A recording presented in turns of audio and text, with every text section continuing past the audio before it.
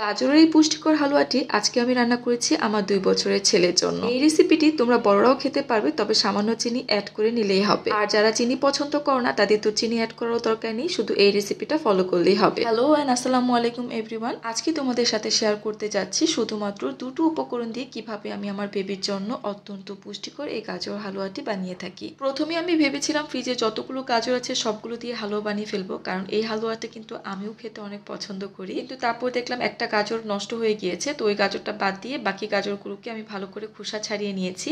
তারপর একটা গ্রেটারের সাহায্যে গ্রেট করে নিব।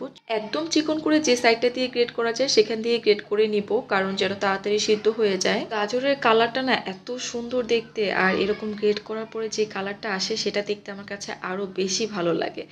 আমি 3টা গাজর নিয়েছিলাম, এরপরে আমি 2টা গ্রেট করার পরে ভাবলাম যে না, 3টা করলে বেশি হয়ে যাবে, কারণ আমি ফালাককে সবসময় ফ্রেশ খাবার রান্না করে খাওয়ানোর চেষ্টা করি। প্রতিদিনের খাবার প্রতিদিন রান্না করে দিই, বাসি খাবারটা ওকে খাওয়াই না। প্যানে বাটার দিয়েছি। এই গাজরের হালুয়াটা আমি বাটার এবং ঘি দুটা দিয়ে করে থাকি, আজকে বাটার দিয়ে করছি। ফালাকে সকাল এবং সন্ধ্যার নাস্তাটা সবসময় আমি বাটার অথবা ঘি দিয়ে রেডি করে দিই।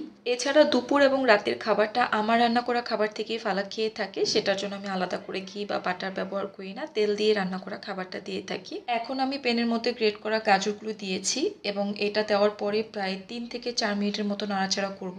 গাজরের মধ্যে যে পানিটুকু থাকে সেই পানিটুকু শুকানো পর্যন্ত অপেক্ষা করব। যখন পানিটুকু শুকিয়ে আসবে এরপর আমি এটার মধ্যে দিয়ে দিব দুধ।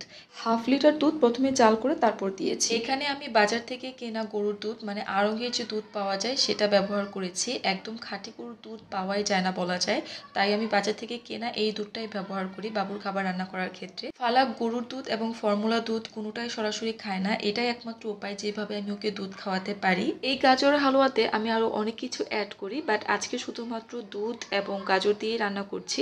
এটার সাথে আমি শুধু একটা এলাচ দিয়েছি, একটু যেন ফ্লেভার আসে। রান্না করার সময় ফালাক আমার সামনেই থাকে এবং আমি তাকে কিছু একটা দিয়ে ব্যস্ত রাখার চেষ্টা করি, কিন্তু তারপরও আমি খুব টেনশনে থাকি, কারণ ও কিন্তু সবকিছু টান দিয়ে ফেলে দেয়। আমি চেয়েছিলাম একটু আরাম করে ফ্যানের নিচে দাঁড়িয়ে রান্না করব, বাট এত টেনশনে ছিলাম যে কখন না জানি চুলা এবং হালুয়া দুইটাই টান দিয়ে ফেলে দেয়।